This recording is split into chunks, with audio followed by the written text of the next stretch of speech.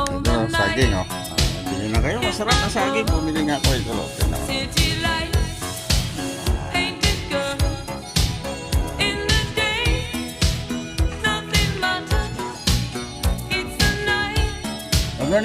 Good morning sa inyo lahat yan. Ganda ng saging, oh. Sarap. Hindi na kayo pag nakita nyo ito sa pagala-gala rito sa Palok, Santol. Ano may-ari? Oo, si Imelda. Santol.